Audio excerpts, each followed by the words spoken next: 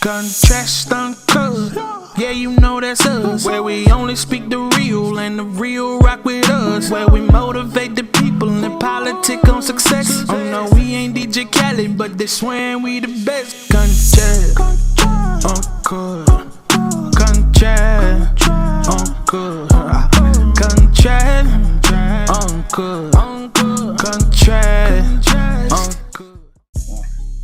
What's happening? It's Contrast Uncut, Season 3, Episode 18. Man, big shout outs to Uncle Snoop's Army and Bobby D Presents. I appreciate you, brothers. I want to be able to do dope shit like this and interview amazing people. I mean, before I get going on who I got, I almost forgot to tell you who I am. It's your host, DJ Wine Dollars Like I Won Some Money, aka Zylo. Now, on to the special guest. Ladies and gentlemen, I got one of them legendary super producers. I mean, he is a true super producer. He's been in the game for 20 plus years. He's worked with some of the greatest artists of our time, from Jay-Z to Dr. Dre to Eminem to I'm the Man, Aloe Black, which is, legendary. The Game, 50 Cent, Nas, Clips, Drake, Pitbull, Cypress Hill, Snoop Dogg. I mean, I may run out of breath trying to say all these names, but Kendrick, Logic, Wale, Usher, ASAP Rocky, ASAP Ferg, Anderson .Paak, Nipsey Hussle, and so many more. DJ Khalil, everybody, how you doing, brother? I'm good, man. It's crazy hearing all those names back to back. Man. It's like, did I do all that?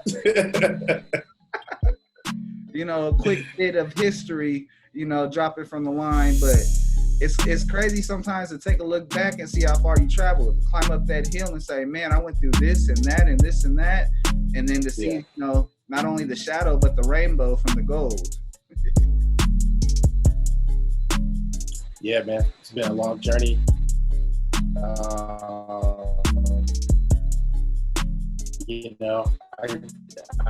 being the way I do this so much, we were just talking a second ago. I was like, man, I'm doing exactly what I've always done for the last, 25 years or whatever.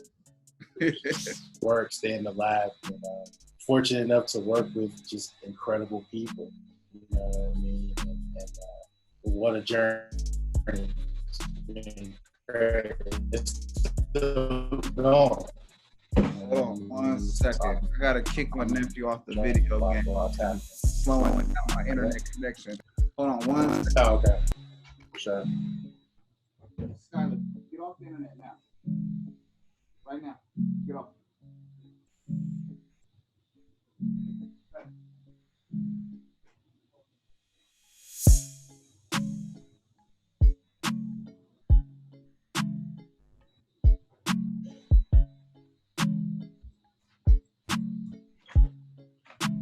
I'm sorry, Khalil. Yeah, you good. My deepest apologies. I was like, man, I'm getting gems and it's all staticky. I'm like, I know my nephew got on the game. I know it. Oh, yeah. But yeah, no, you were bringing up pretty much you've been blessed to work with a whole bunch of people along the way. And, you know what? I'm just going to get into my quote because I feel like I missed out on the whole message during the static. So I know it's going to come back tenfold as soon as we get the show going. So, man, I got this quote. Let me know how it relates to you, or if it doesn't, it's all good. You're not going to hurt my feelings.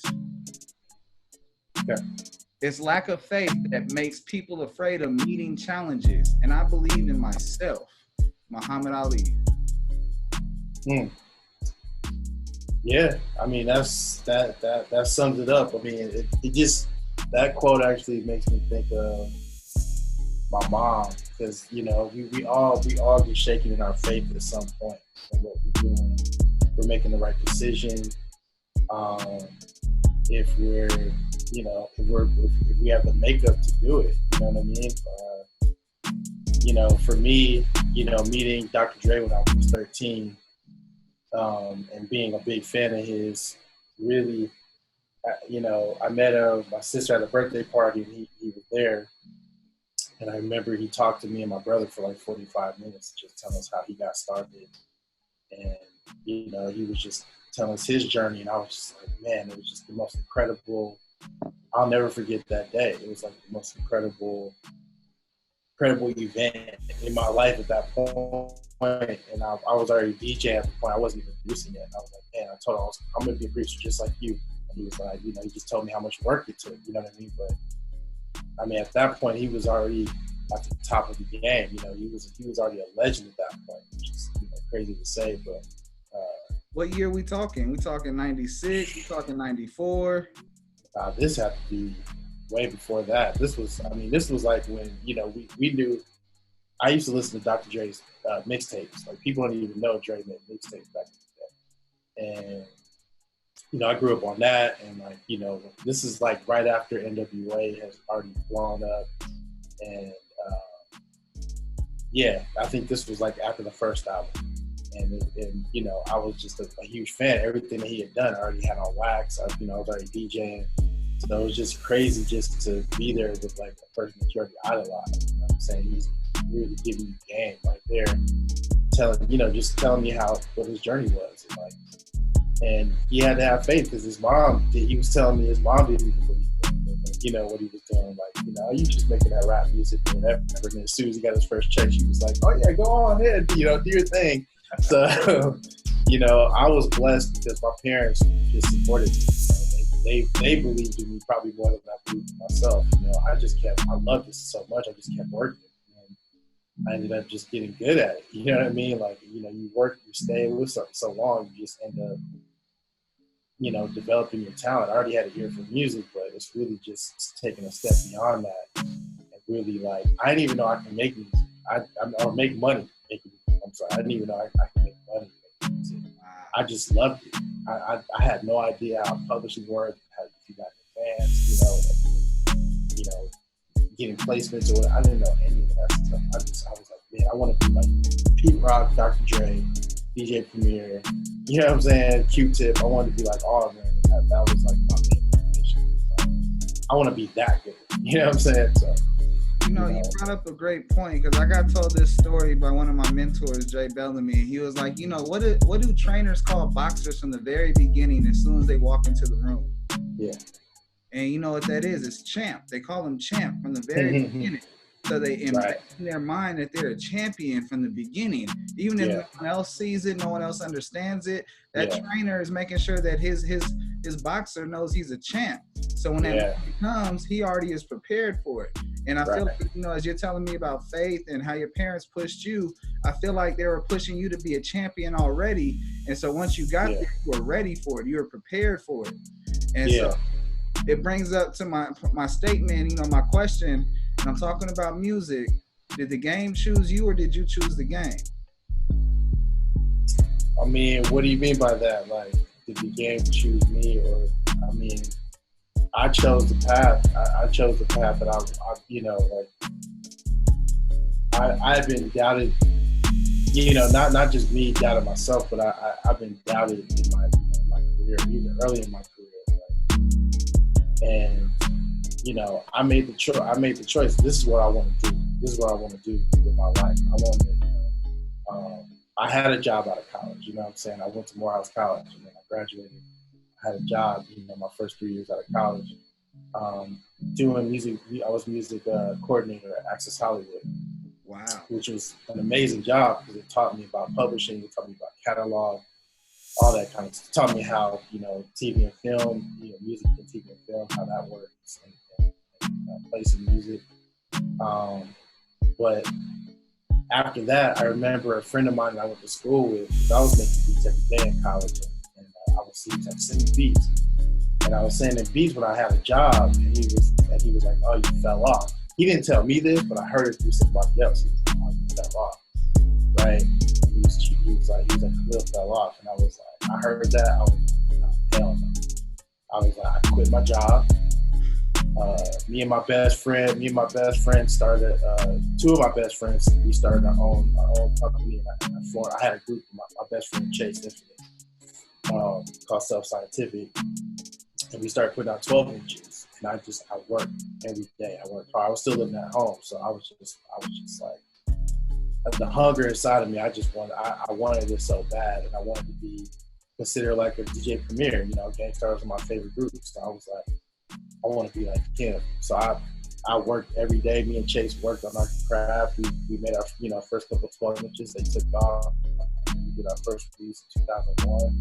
I was like, from that point on, I really never looked back. You know what I mean? Like after we put out that first project, it really told me what it takes to produce a full album, and then to also the kind of work it takes to really see a project through. And then from the work that I did on that, people just started approaching me. My first major placement was with Razcast, you know, on Priority.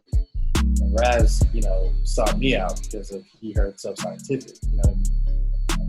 And Chace was working at Priority too at the time. So, you know, that kind of like launched my career, you know what I mean? But this was, you know, we started an independent company, you know what I mean? And we put our money into it, we put our effort into it. I mean, we were like taking 12 inches, doing consignment, you know what I mean, at Martin's Records, at every mom and pop shop in LA. We were taking that soul vinyl, you know, whether it's Fat Beats, whatever. We did all that ourselves. You know, we made our own cassettes, we sold them at shows. So I was like, we were determined to really make it business, man. And I still didn't even know the business. I just wanted to be dope. That was like the main motivation, you know. So. Right.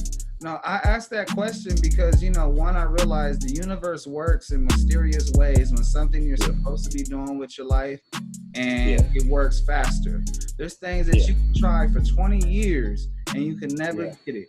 Whether it's trying to walk a rail and in the circus because the circus is not for you, or whether it's trying to run for governor and you never get across the first ballot because it's not for you, versus you take the time and start digging holes and building something, you know, you find something great about yourself that everything happens for you. Next, you may be a contractor, or you may be in this situation, a super producer.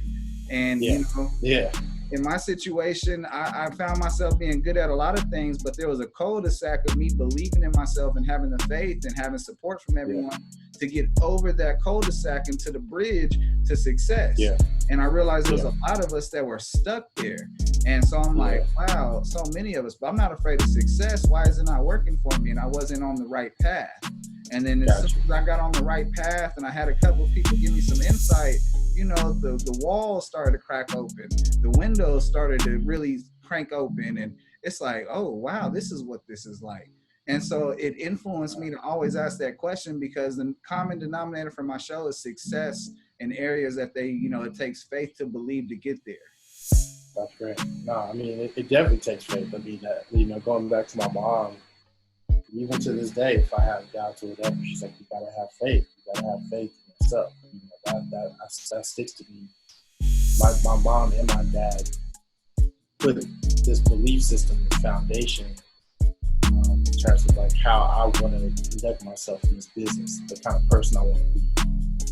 And it's really hard work. My mom is always like, it's the hard work. Do the work. I don't care whatever's going on. It doesn't matter. It doesn't change the work.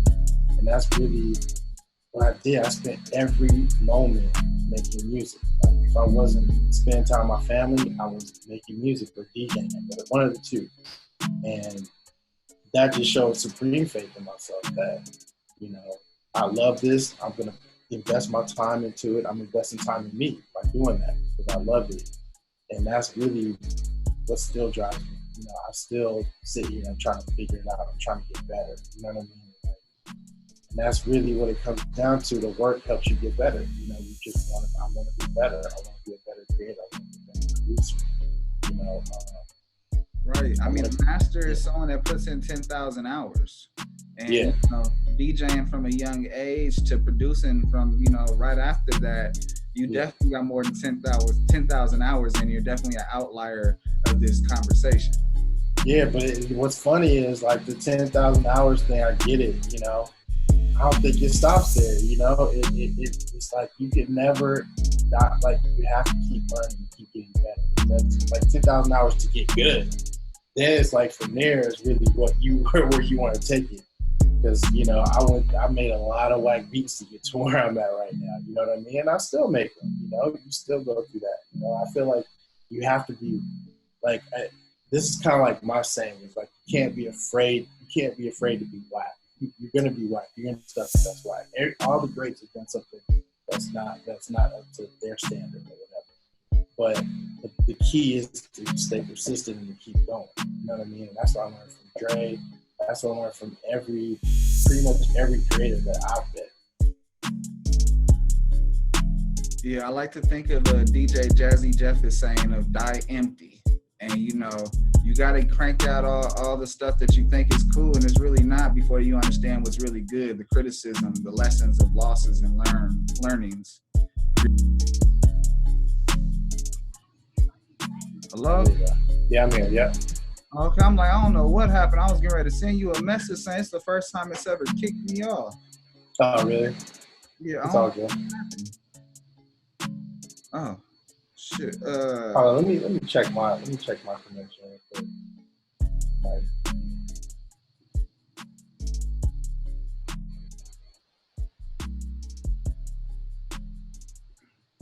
Man, that was bizarre.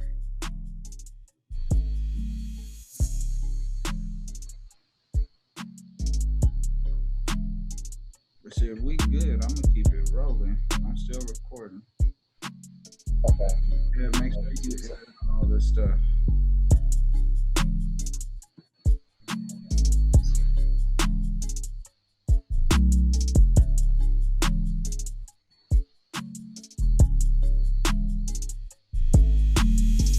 Should be good. If mine acts up, then I'll switch to a different network. Yeah, if it happens again, I'll do the same thing. Okay. Yeah, let me call someone. I know you started DJing at a young age. I want to know who was the one to sacrifice and, you know, put the investment into the DJ equipment, into the vinyl, to the spin tables at a young age so that, you know, you could really fall in love with music the way you have.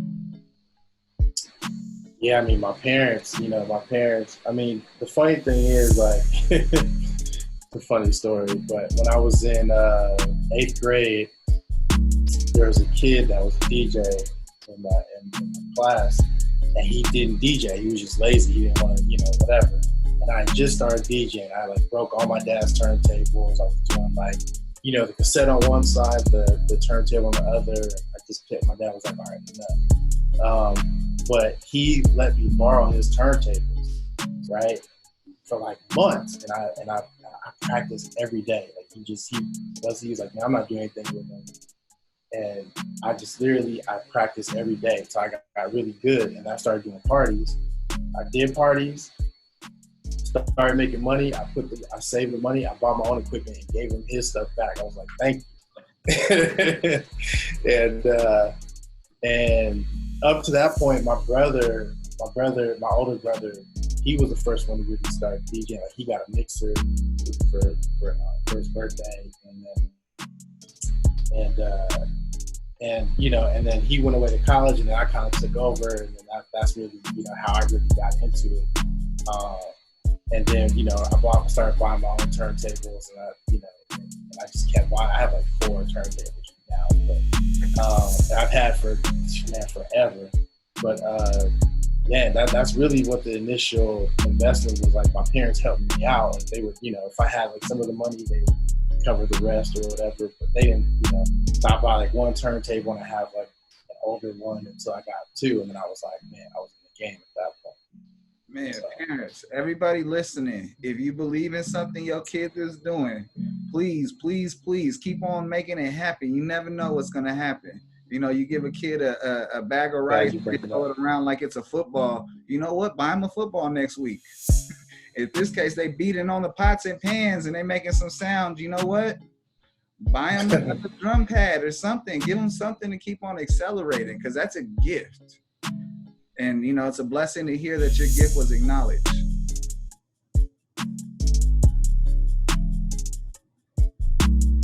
You still with me though, bro?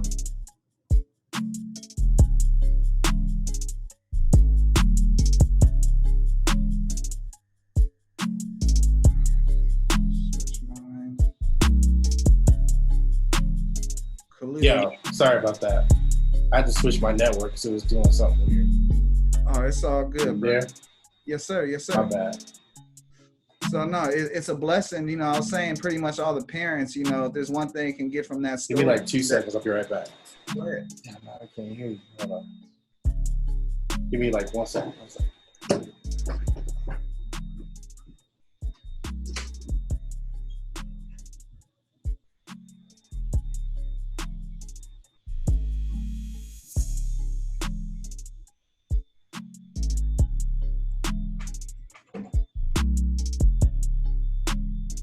Hey, Richard's not watching TV, right?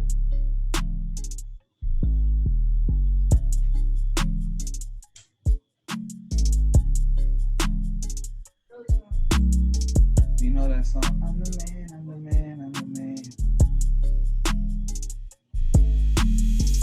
You know that song? I'm the man, I'm the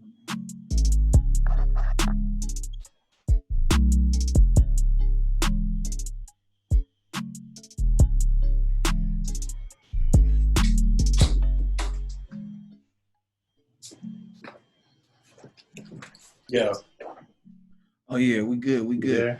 Yes, sir. I Yes, can't sir. hear you. For Act some like reason. a bad habit.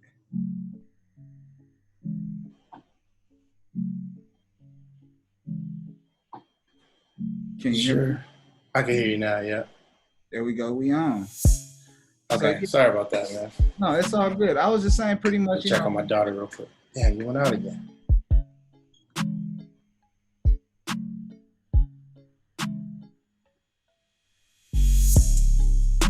Hold on. I'm not hearing you. You there? Yes, sir. I'm here. Test two. Test two. We can't hear you. We can't hear? I'm gonna try to log back into the meeting. Okay. That's cool. Yes, sir. Sorry about that. Hold on. It's all good.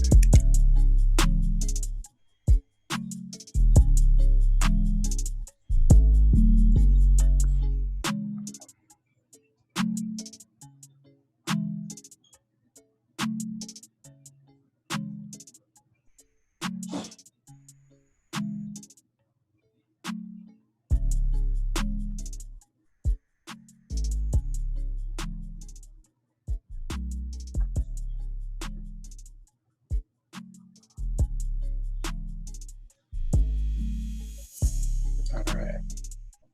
We back on. Yep. You hear me? Test two. Yep. I can hear you. All right, we still recording. Boom. So, Okay, sorry. so let me ask you this, brother. I know you gave me a great story of your parents invested into your career, and then at the same time, you able to give it back to them. And I know you gave me a highlight of like your first confirmation was with Razkaz. But you know, what was that big confirmation that, you know what, this is everything I'm supposed to be doing. I'm not going to turn back to a regular job. I'm not even going to look back at, you know, the opportunities I had before I fell in love to this passion that the world loves back. I have to say, I ended up hooking back up with Dre. You know, he had Aftermath. I think they had just put out they were about to put out 50's album. They didn't put out 50's album yet, but he assigned this artist named Brooklyn, and I did a bunch of production on her demo, and he loved all the beats. So when I went to the studio, they wanted to keep some of the records. So when I went to the studio, I brought, I showed up, and he remembered me from, my sister's birthday party. He was like, and I was like, yo, my sister says hi, whatever. He was like, yo, and he told the whole studio, like the whole, that, about that whole day and like what happened. It was crazy. And he wanted to keep the beats. So, I gave him, tracked all the stuff. And then he was like, do you have any more stuff? And I was like, yeah, I was making like 10 beats a day at that point. So I was just bringing him like CDs of beats. And he was like, after like a month of that, he was like, yo, he sat me down, he and his partner at the time. And he was like, yo, I want to sign you like to Aftermath. And I had never had a production deal before or anything like that. And he was, I hung out with him the whole day, and he was just like, he was mixing 50's out at the time. I'll never forget. And he played me like in the club, all that stuff it wasn't even out yet. And I was just like, just blown away. And he was like, yeah. And then he was talking about Detox. And I was like, what's Detox? And he was like, oh, that's going to be my next album. That's the next Chronic album. And he was like playing my beats. And he was like, yeah, I'm going to use this for Detox and whatever. I'm over there like, is this real? Like, is this for, like, yeah, exactly. But at that point, I was like, okay, this could be something. Like, I could actually probably do this for a living. You know what I mean?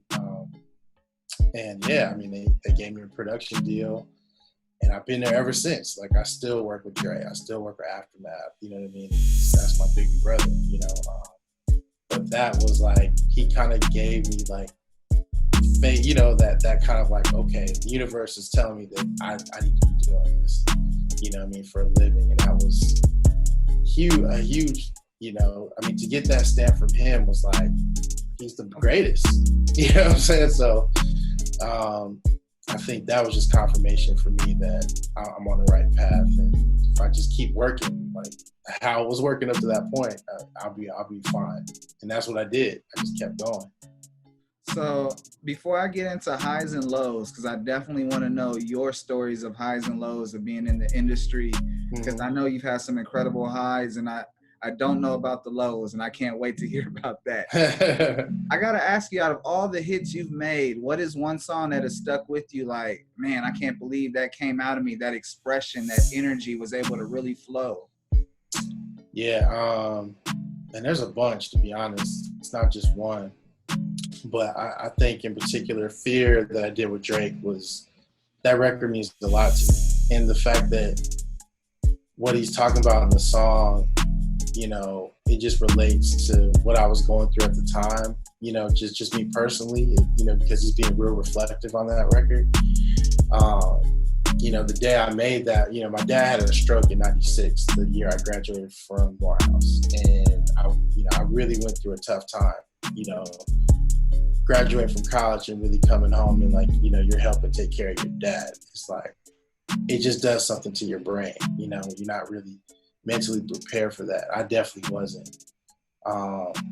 But that you know, I think that particular day, you know, I had to help my dad get dressed, and I used to give my dad a shower and all that kind of stuff. And I think that day I was really upset about it. I was just really upset, and I went and made that beat, you know, from a jam session that, you know, we did like the night before.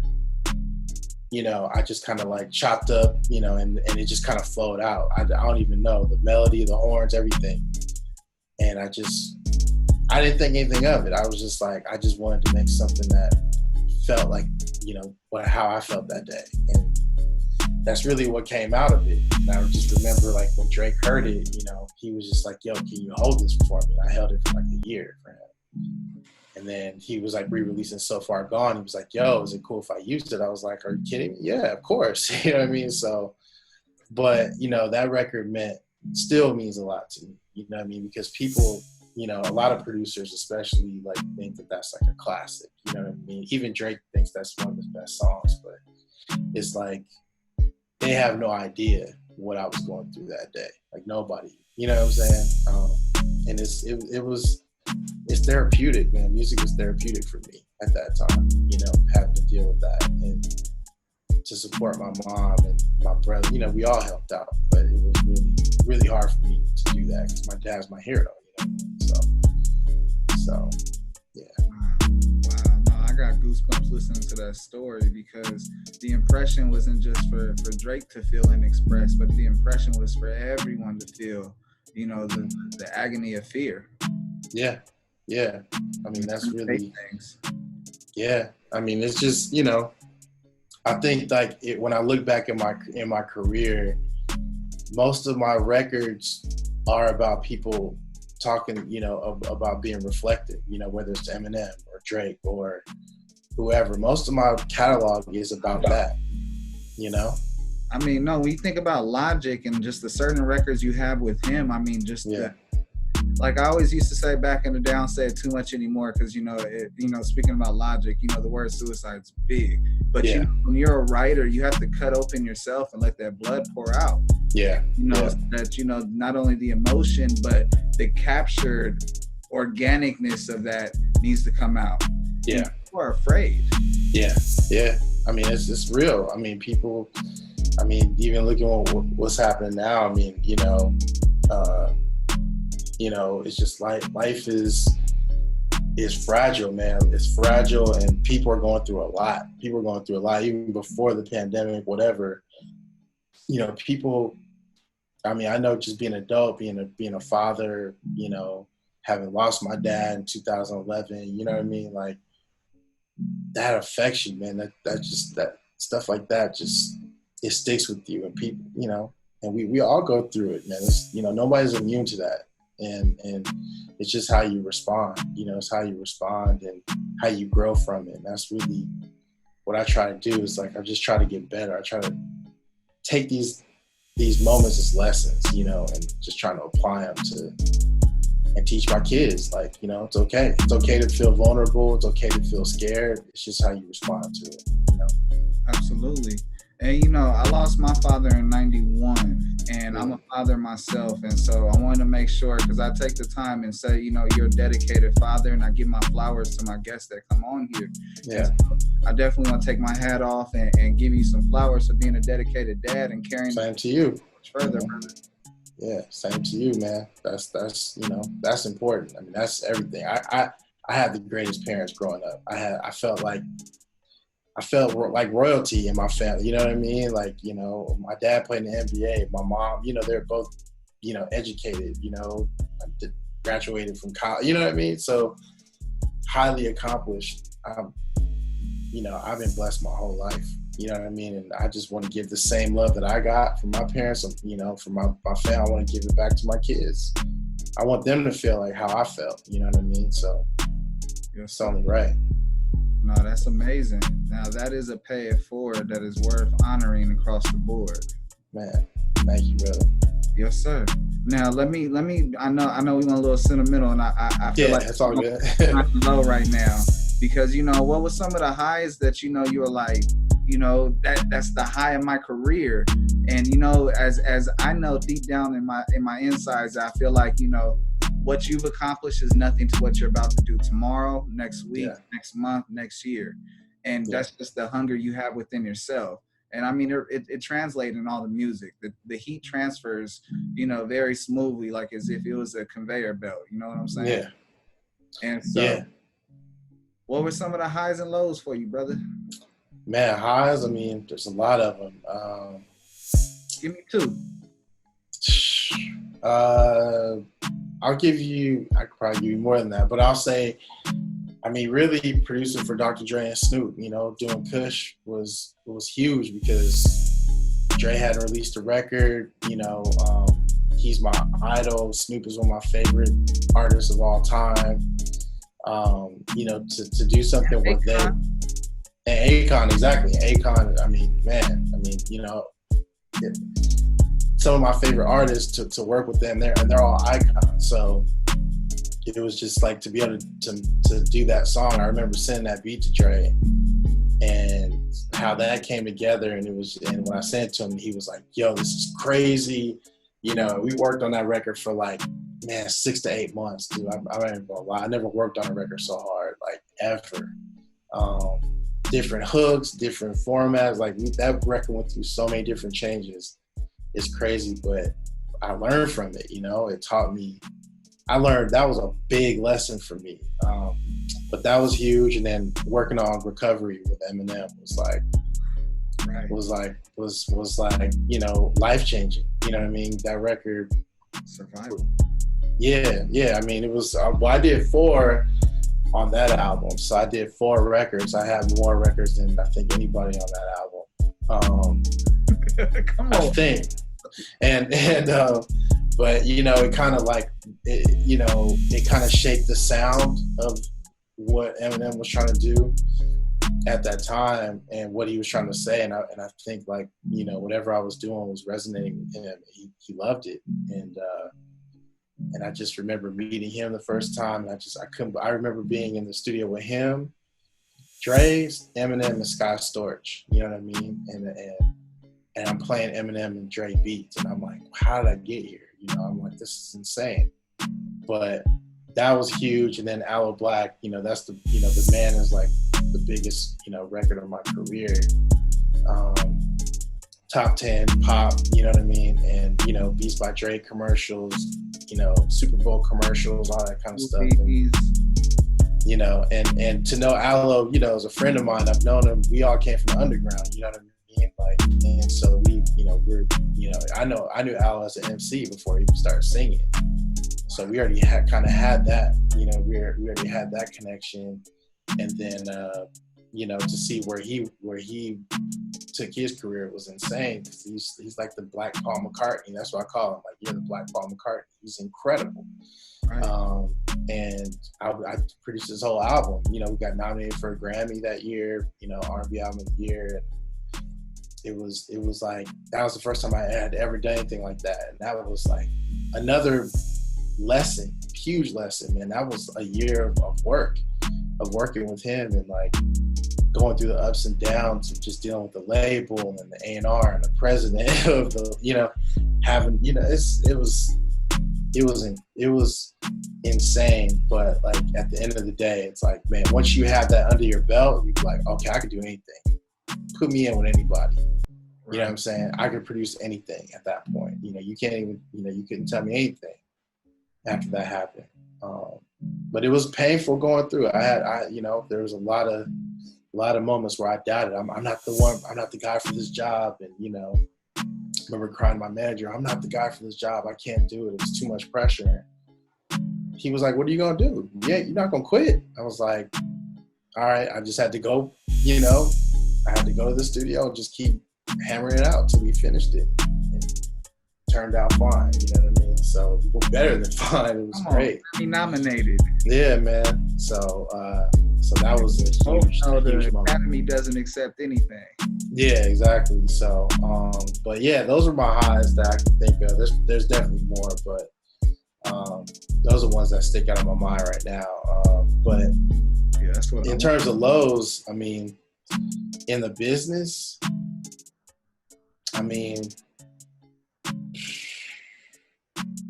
it's hard to even talk about because, I mean, I think it's really just relationships. It's like, you know, certain relationships that I've lost over music or over the business of music. You know, that's probably the hardest thing I've ever had to deal with because I just really, I don't understand that. You know what I mean? When you work with people, you want to, you know, you have certain expectations of how they're supposed to behave because of how you were raised, but not everybody acts the same way.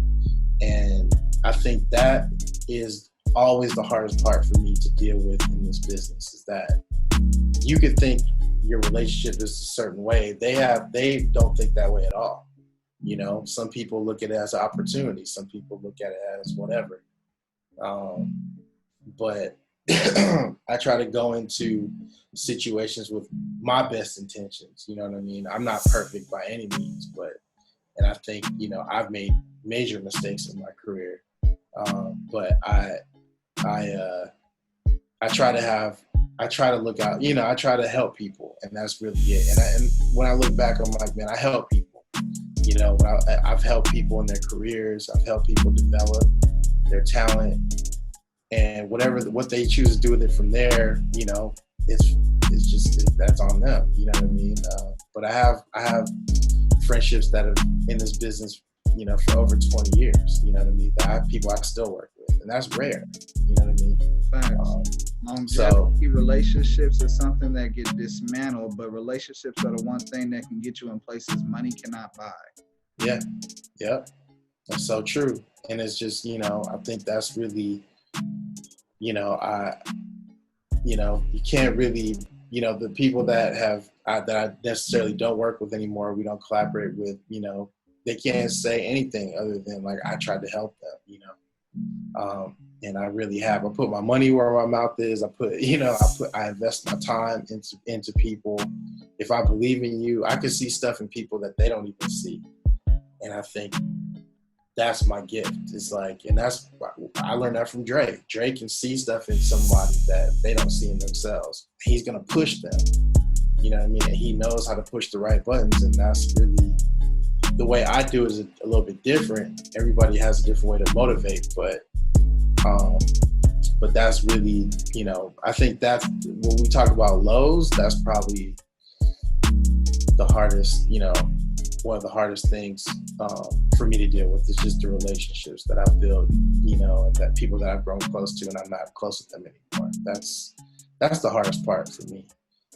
Money comes and goes, you know what I mean? And as long as I keep working, I know I can make money doing this. It's not really like, you know what I mean? And I've been blessed, you know what I'm saying? So, you know, that part is that's just a part of it. But, you know, and I think just the business changing, you know what I mean? Like growing older in hip hop, growing older in music, period, because it's such a young business, you know. You know, my expertise may not be valued right now, you know what I mean? But I'm just saying, like, you know, I'm not saying like, you know, I'm just saying like how certain people may think, you know what I mean? Like that, you know, just because you're older doesn't mean that you know, that like you can't make a hit or whatever, you know, only, you know, or a younger producer or a younger sound or whatever it is, you know, we've been adapting and reinventing for 20 plus years. Yeah. You came in there in an era where, you know, disco was coming out and rap was coming in and rock was head wave, and you definitely found your way, and you continue to find your way. I mean, my brother, you top 10 R&B pop song. That was something that I feel like you did it on purpose, but it was by accident for it to go the way it did. Yeah, no, for sure. I'm just saying, like, I'm not saying like, no, these youngsters don't get no. Oh, they don't get it. Yeah, they don't. Yeah. I'm sorry. I love you youngsters because, you know, you guys definitely push the envelope of the future, but you guys forget to pay homage and give respect and love to the people that paved the way. And these same people are the ones that are reinventing things so that these younger kids can have it easier. Yeah, and I, you know. But that's in any industry. I mean, my dad played in the NBA for, you know, 10 years. You know what I'm saying? You know, what he was getting paid compared to what they get paid now is completely different. You know what I mean? So it happens in every industry. That's just a part of it. I'm not bitter or anything. I'm learning. Like, that's really, you know, I work with young producers because I want to learn. I want to understand what makes what makes this, you know, hi-hat work, or this 808, or why this 808 over this thing, you know what I mean? Or why do you use these kicks rather, you know? It's all about learning. That's really, I just try to keep it to that. I don't really try to judge anything. I don't try to engage in any arguments like, oh, it's trash now, whatever. I mean, you know, I like what I like, you know what I'm saying? But I try to understand what's happening. You know, I try to, and I get in debates, you know what I mean, with younger producers, we'll go at it. I'm like, and we'll talk about certain artists, whatever. I'm like, you know, why is he good? I don't get it, you know what I mean, or whatever. And they have to explain to me like what it is. So, but it's all all good. It's all about learning, you know. It's all about adapting. And I do a lot of reading. I read, you know, a lot about producers and a lot of like some of my favorite creators, people that are legends and that are, you know, who kind of changed music. So I try to like, I learned a lot from that. You know what I'm saying? I wouldn't have worked with Aloe if I didn't read this one book. I read this book about a producer named Phil Ramone. So it's a book. It's called Making Records. And that, if I didn't read that before I worked with Aloe, I wouldn't have gotten that job. I wouldn't have had the biggest record of my life. Literally. Wow. Changed my life. Changed the way I look at producing. Changed my perspective, and I keep reading. I just keep trying to, you know, soak in as much information as I can about what I'm trying to do. You know, what I'm trying to accomplish. It's a big part.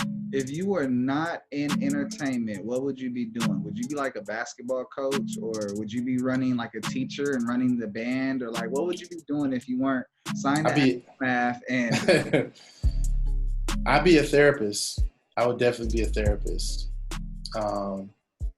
You know, or, you know, psychologist. I would definitely be a therapist. I feel like I'm kind of like a therapist now. You know what I'm saying? And I've gone to therapy. You know, I've had my own struggles. And I think when I work with artists, that's the one thing that I can dig into is like, you know, what motivates you? What do you have to say? You know what I mean? Like every artist has something to say. They're going through something. Let's tap into that. And I think like as producers, that's the, you know, when I look at Quincy Jones working with Michael Jackson or whoever, or even Jimmy Jam and Terry Lewis working with Janet, that's what they do. They built that trust and that relationship where that artist can be open with them about what they're going through. And that's how they create their art, based off of that. And I think like that's what a producer does. You know, we're supposed to, our ears have to be open. We have to think the artist first. You know what I mean? They have to perform these records for the rest of their lives. So they have to be true to them. So we have to search and dig and make sure that they dig deep into how they're feeling. You know what I mean? Not every artist is ready to do that, but I feel like that's what we do. That's what our job is to really find the truth in the music, you know, and what they want to express. And I feel like that's where you get these great, you know, performances, and you get these where people really connect with the records. That's like the most important thing, is just connecting, like a real theme, a real emotion. So that's really what my whole career is built off of. It's just real emotion. It's not anything else. I got one more question about music before we transition and go into some of my other segments of the show. Okay. And you know, I gotta ask, what is your process to making these records, to making these productions? I always say that producers are the people that get the blank canvas and start throwing their paint on there and leave enough space for an artist to put their voice on there, their instrument, their paint. And then once they're done, you know, it gets the little touches and we got a masterpiece.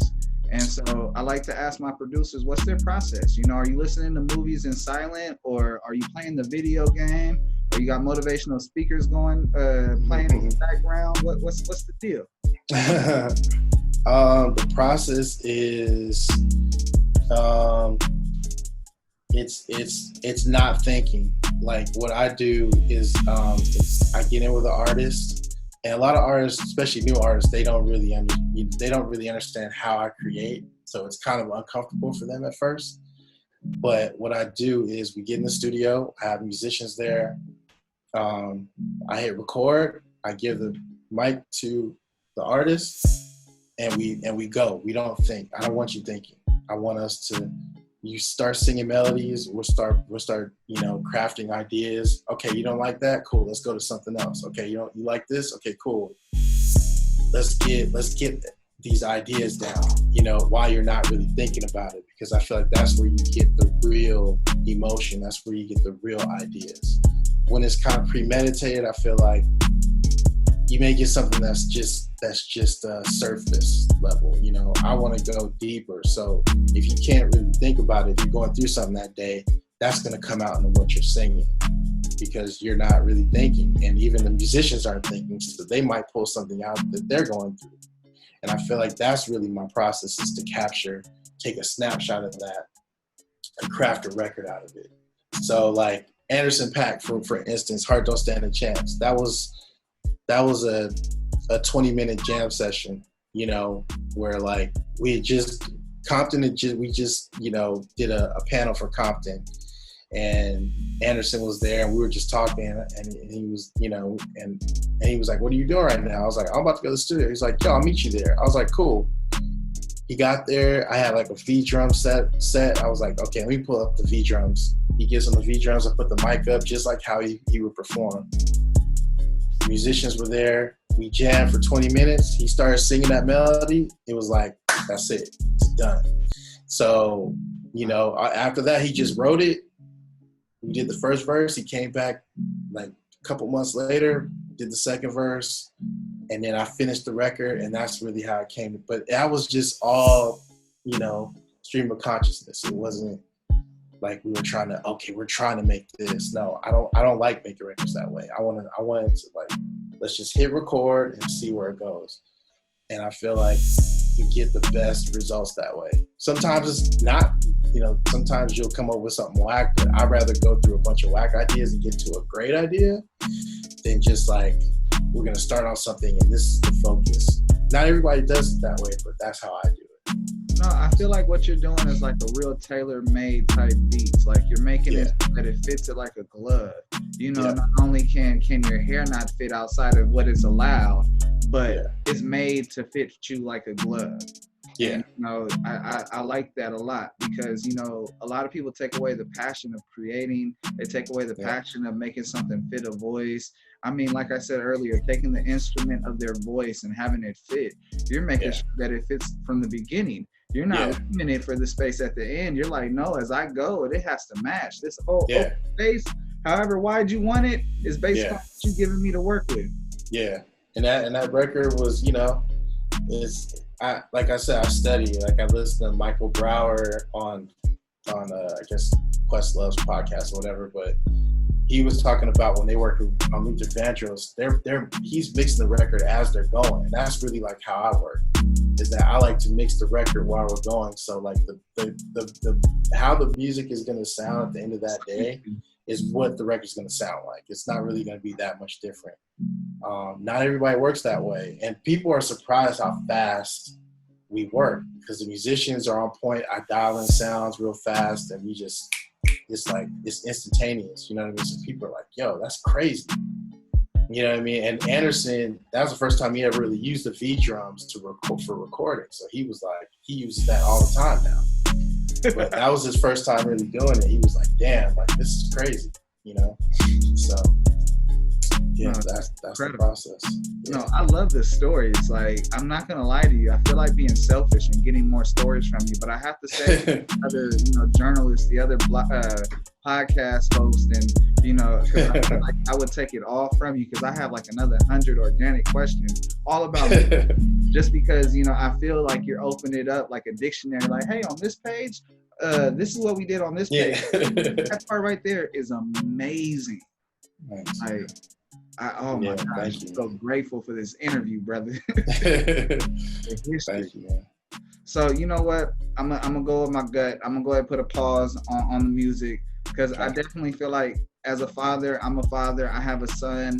I've been a kid on the streets that didn't have a dad and didn't know what to do in this situation. And so, you know, it's a lot of the reason why I added it to my segment and to my show on the platform. And I'm talking about police interaction. This is my awareness segment. And, you know, I like to talk about with my guests, they're everyone's favorite producer, athlete, rapper. I ask everyone this question, and it's, you know, when was the last time you were pulled over? And the other part of this question is what's some advice you can give to a youngster that doesn't know what to do in the situation of being pulled over? Yeah, I got pulled over in Hollywood. I had my kids with me. I think I had like expired tags or something. I don't know, something like that. I was going to my mom's and this guy pulled me over. This police officer pulled me over. And I kind of just have a certain reaction every time I get pulled over. I don't say anything inflammatory. I don't, everything I do is even keel. Like it's almost lifeless how I am, you know, I'm compliant. I don't, you know, it's just not really, especially when I have my kids with me. I think the officer saw that, like I had my kids, so he was like being more lenient that time, you know what I mean? But it was really, it's upsetting, you know, it's upsetting because you just don't know what's going to happen. You know what I mean? Like it's, you know, I'm terrified of police officers and it shouldn't be that way because they're supposed to protect us, but you just never know. You know what I mean? So you know, when I got pulled over, it was just like a fix-it ticket, whatever, you know, he didn't go too hard. And I just, you know, and I've been pulled over a bunch of times. Like when I had like a really nice BMW at one point, like I had like whatever, but you know, and I got pulled over probably more in that car than any car I've ever been pulled, like literally. Stereotype pullovers. All day. Like it was just insane how much I got pulled over. You know what I mean? And I was just like, man, this is like, it's ridiculous. I remember my dad had a Cadillac. And when I was working at Access Hollywood, I had to use his Cadillac for like a couple weeks. So my car was in the shop. And I got pulled over in Hollywood, and these, you know, police officers were like, "Where are you going?" Blah blah blah, whatever.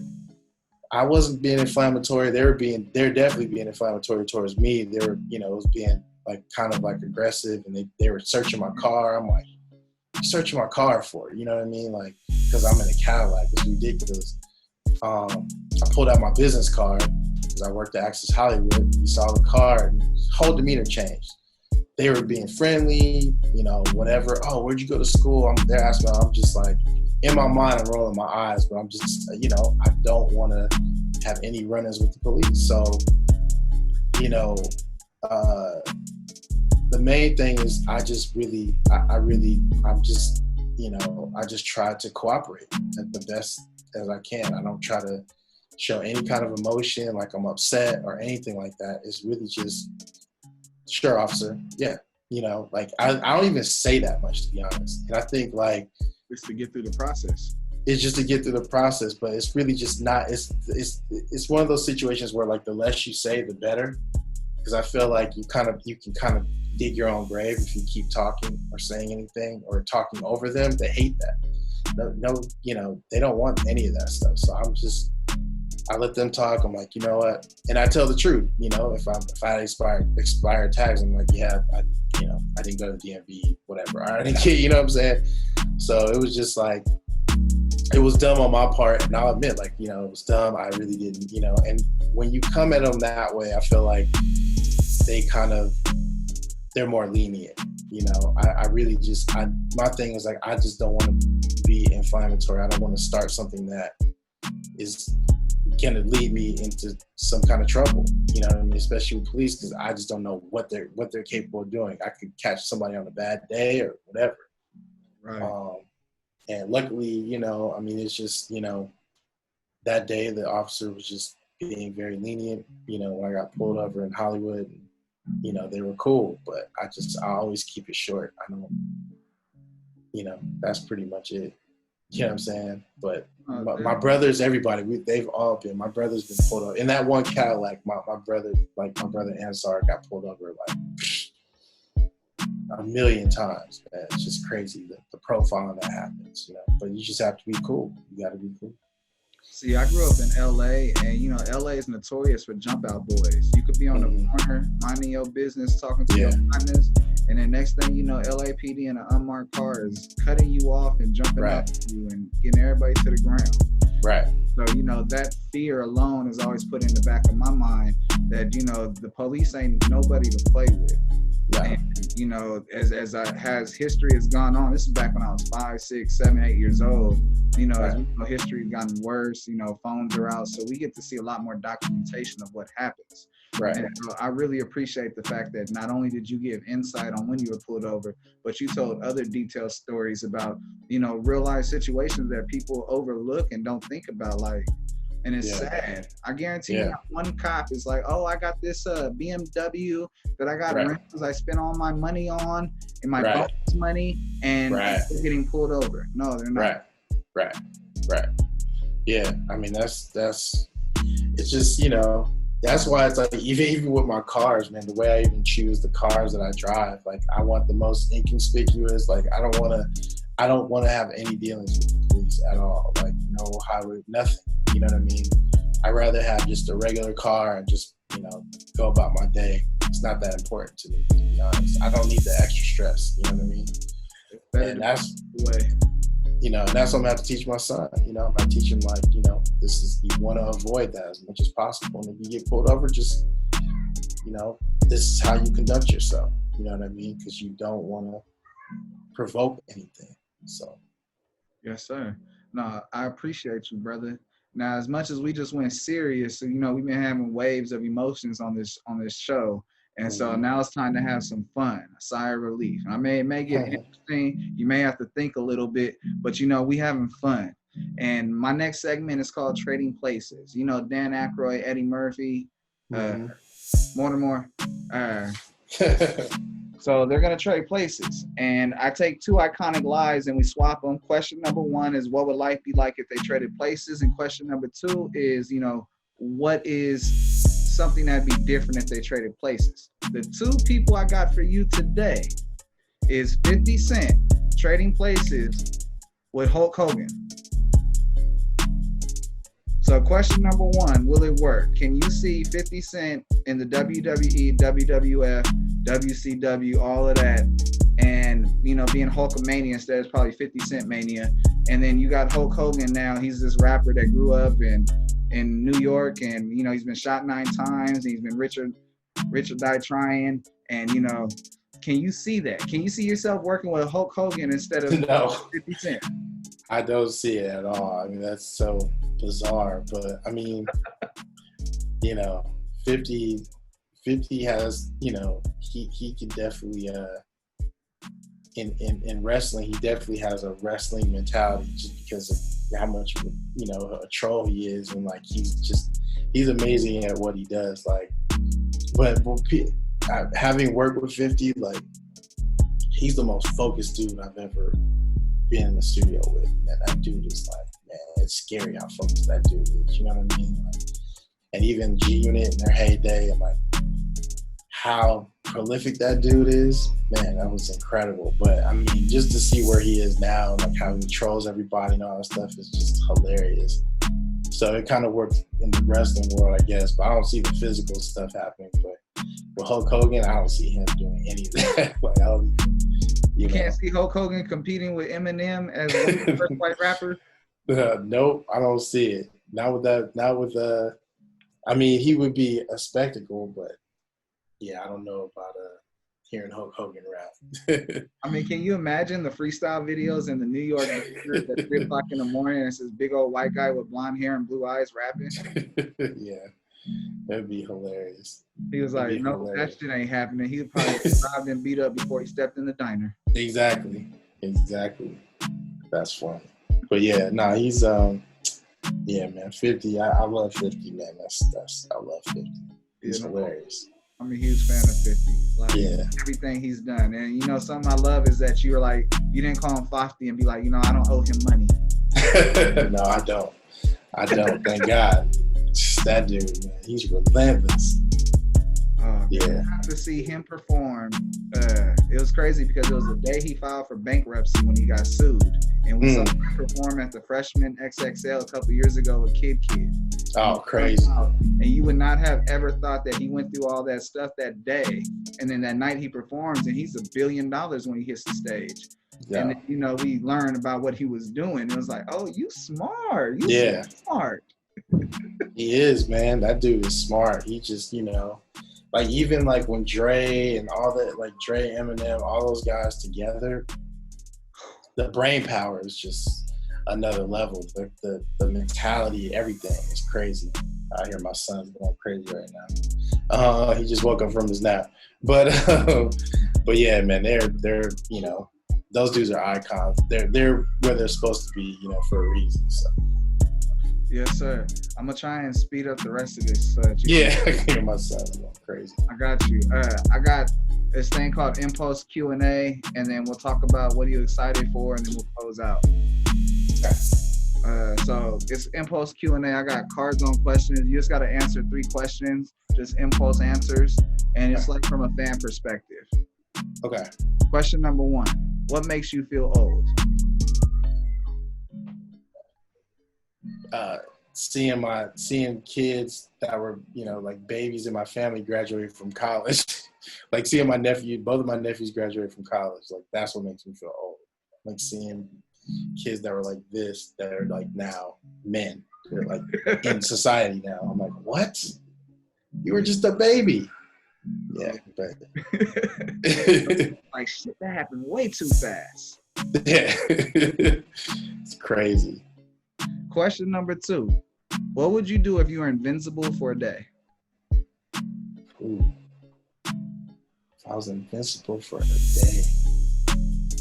Damn, that's a good one. What would I do? I mean, I guess,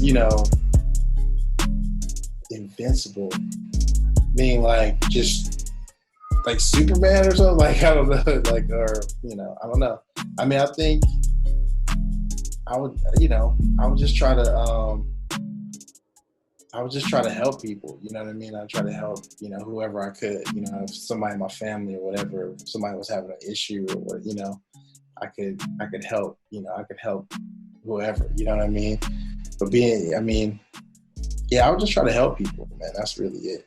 can't really think of a good, that's probably the best answer I could think of.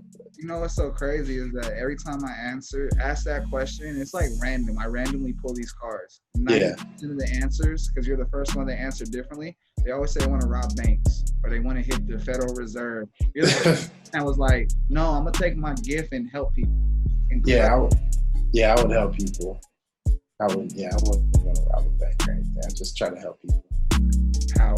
That's so much power. Question number 3. What's the funniest place you've ever fallen asleep at? The funniest place? Yeah. Oh man, I'll tell you right now. Wet Republic at MGM Grand in Vegas. I fell asleep. My best friend's bachelor party. I mean, they still tease me to this day because that was like I never had a drink ever in my life, and I at that point in my life I was like, oh, I'm gonna drink now. So I drank for that, like, just around that time I started drinking, and I was passed out. It was like a day party going on around me, and I'm knocked out, at the pool or whatever, and they're just sitting there dying, laughing at me. So that's probably the funniest. Republic, yeah, that was pretty funny. Man, no, that's funny as hell. How many people fall asleep in Vegas off their first drink? Off their first drink during the daytime though. It's not even nighttime yet, and I'm knocked out. This is not a night party. This is a daytime party. So. Oh, that's hilarious. That means your night was incredible the night before. Yeah, exactly. So, man, you survived the Impulse Q&A. Yeah. I gotta know, what are you most excited for coming up? And because this is something I want to know, and I should have asked you this earlier, but you got any music supervisor jobs coming up? Like, because everything you've been doing has been elevating. Yeah. And so, what's to come? Yeah, I mean, I'm still working on, TV and film stuff right now. Working on, video games, like doing, trying to do stuff with the NBA right now. I mean, obviously, that's being affected by what's happening, but just more TV and film stuff. I work with a lot of music supervisors and, a lot of projects in the works. So nothing I could really speak on yet, but, I'm hoping all these things will happen.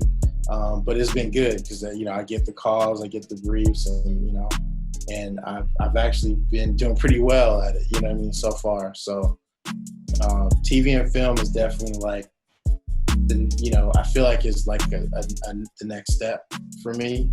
Hopefully I can get into scoring and all those kind of things. I feel like I have a natural gift for it. Like I understand it just because of the emotions I put in my music, and so I'm working on that. And then I put my first product out with Native Instruments, so I have an artist expansion that's out right now, and it's really been amazing. The support's been incredible.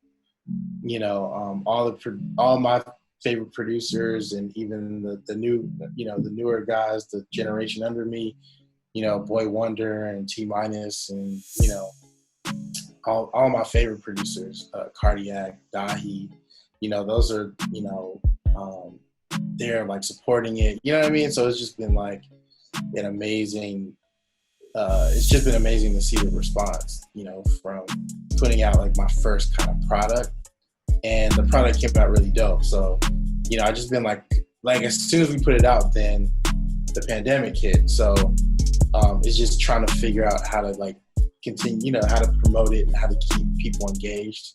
I have a contest going on right now with Metapop and Native Instruments, and where you can submit tracks. So if you go to metapop.com,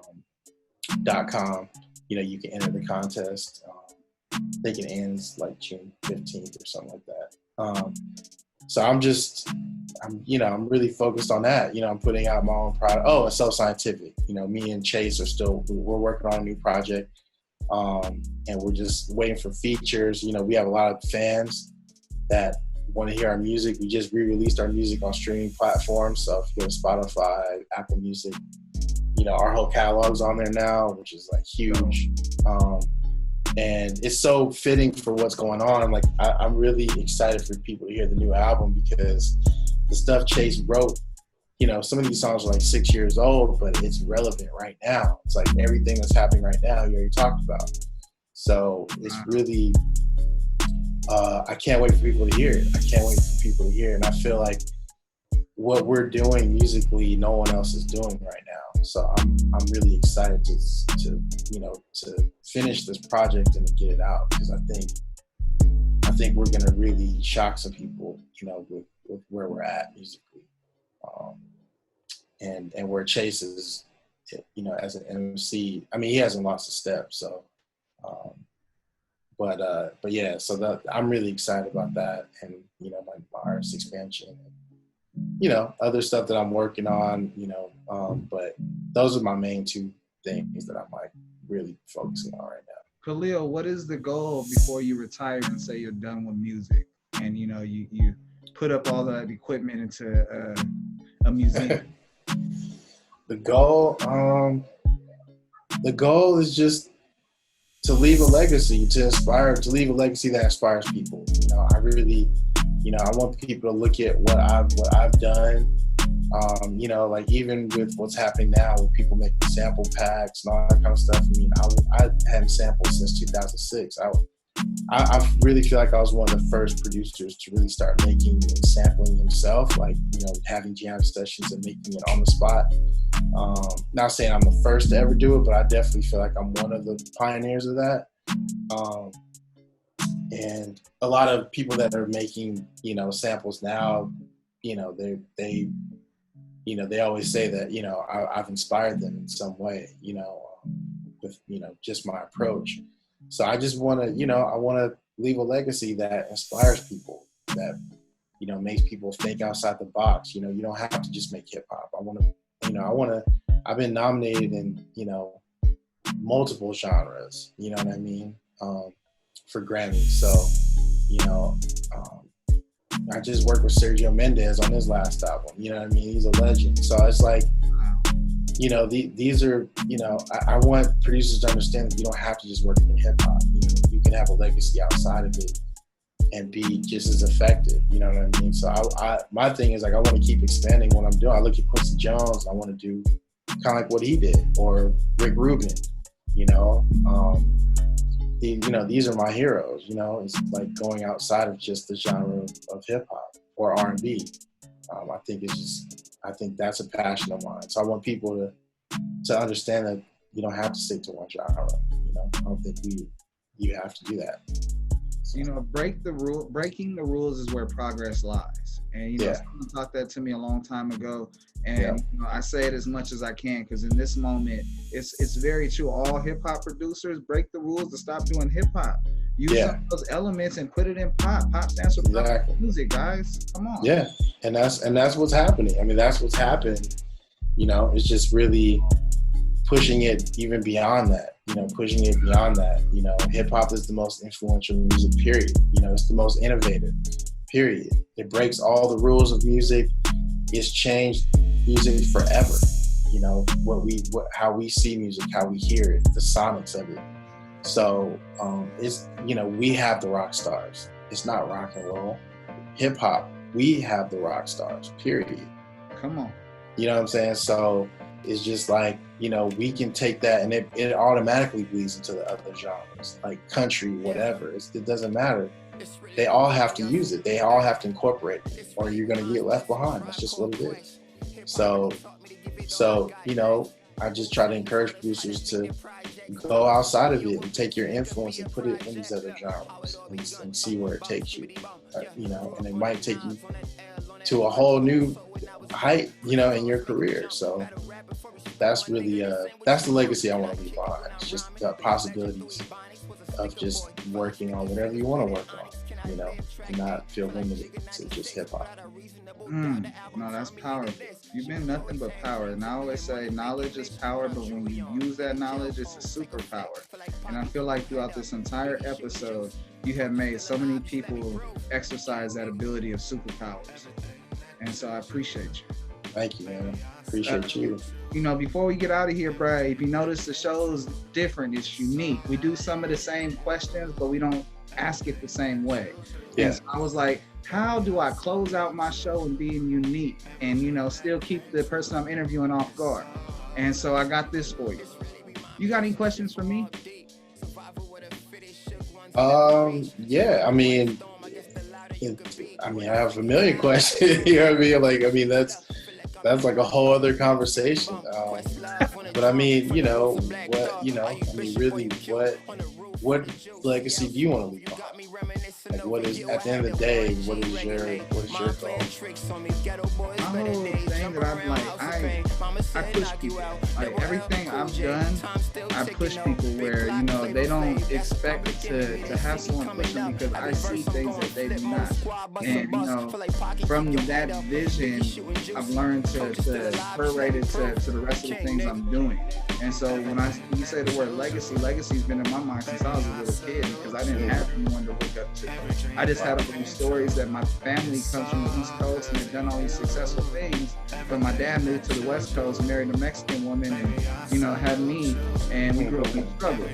And so like a lot of those things we don't parallel. And so I'm like, well, how do I go back and restore the family name and at the same time grow within myself and leave an impression on my kids, leave on their kids? And so I've been just showing them that, consistency, believing in yourself and walking by faith, not by sight, will get you to your legacy of what you want to leave behind, and just make sure to document everything you're doing so that they can see it. Because my dad, nothing, bro. Died in 91, and it's good because, I grew up in the streets. I have this chip on my shoulder that I have abilities to do things that others cannot, but I also come from the same background as everybody else. Right. Man, that's amazing. I appreciate this for sure. That's crazy. I appreciate you. Are you kidding me? One of my favorite producers. Thank you. It's hard to stand and still like enjoy, doing your job and not going in between the both, teeter-tottering through the both of them, because you can lose respect from some angles with certain people if you're more of a fan than the actual job. You know what I'm saying? Yeah, for sure. Hey, it's Contrast Uncut. It's your host DJ $1, and I got the pleasure of having DJ Khalil on the side of me. Hey, y'all tune in to Contrast Uncut. I guess that's it. Okay. Man, brother, like. Are you bishop or you kill on the roof for the juice? See how smooth you got me reminiscing over you. I had the 1G regulate, mind playing tricks on me. Ghetto boys better days, jump around house of pain. Mama said knock you out. Double L, Cool J, time still ticking though. Big clock, Flavor Flav, that's a public enemy. They see me coming up. Every verse I'm going flip mode, squad bust a bus. Feel like Pocket, keep your head up. Biggie shooting juicy. Coach is still alive, just let me prove. King, nigga. Everything that you do, baby, I salute you. Every dream that came true, it's all 'cause of you. Everything that you do, baby, I salute you. Every dream that came true, it's all 'cause of you. Man, I know you guys can't smell this right now, and I ain't talking about none of that other stuff. I'm talking about some of that good stuff, that smell good stuff. I think it's breakfast. What time is it? It's breakfast time. Make sure you tune in to Contrast Uncut no matter what you're doing. Whether you're eating breakfast, you're smelling good food like I'm smelling, or if you're smelling other stuff, we're good to watch too. Make sure you tune in.